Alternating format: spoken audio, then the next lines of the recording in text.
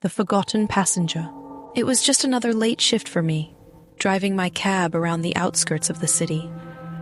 The streets were eerily quiet, and a faint mist clung to the ground, swirling around my headlights.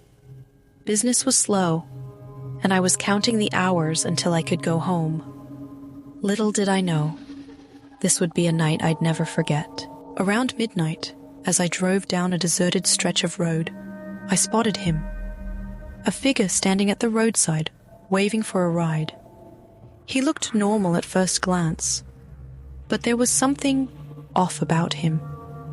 I stopped, rolled down the window, and he simply said, "Thanks for stopping. I just need to get to 22 Riverside Drive." He slid into the back seat, shutting the door softly. His voice was barely a whisper, and yet it sent a chill down my spine. At first, he didn't say much, just stared out of the window as the trees blurred past. The silence felt heavy, almost unnatural. Then, out of nowhere, he spoke. "Strange stretch of road, huh? A lot of people have gotten into accidents here." "Yeah," I replied, trying to sound casual. "Happens all the time. People speeding, losing control." He chuckled, low, hollow, and humorless. "Not all of them were speeding," he said. "Sometimes the road takes you. You see a shadow, a figure, and the next thing you know, you're gone." The air in the cab grew heavier, colder. I noticed the windows fogging up, even though the heater was on. The GPS kept recalculating the route, glitching like it couldn't figure out where we were. And then he spoke again. "Almost there," he said. But his voice, it sounded different, deeper, like it was echoing from somewhere far away. I glanced at him in the mirror, and for a moment, his face didn't look right. It was pale, almost transparent. Finally, we arrived at 22 Riverside Drive. The house was a ruin, broken windows, peeling paint, and a for sale sign barely hanging on the gate.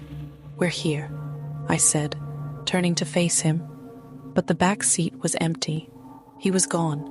My heart raced as I scrambled out of the cab, calling out, "Hey, are you here?" But there was no answer, just the wind rustling through the trees. I stepped onto the porch, and there, lying on the ground, was a stack of old newspapers.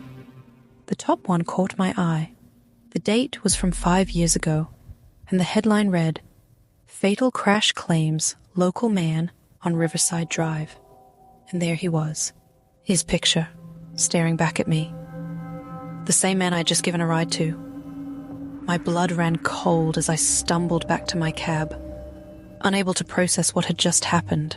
Back in the cab, my radio crackled to life. "Dispatch to driver 24, the voice said. "You're out of range. Are you okay?" I grabbed the mic, my voice shaking. "Yeah, I'm fine. Just finished a ride." "Ride?" Dispatch replied.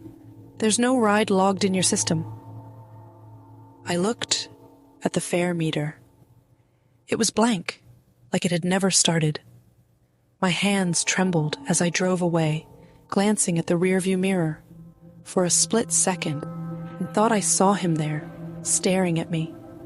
But when I looked again, it was empty. I don't drive down Riverside Drive anymore. Every time I pass by, I get that same heavy feeling, like something or someone is still there, waiting. People say the road is cursed, and maybe they're right.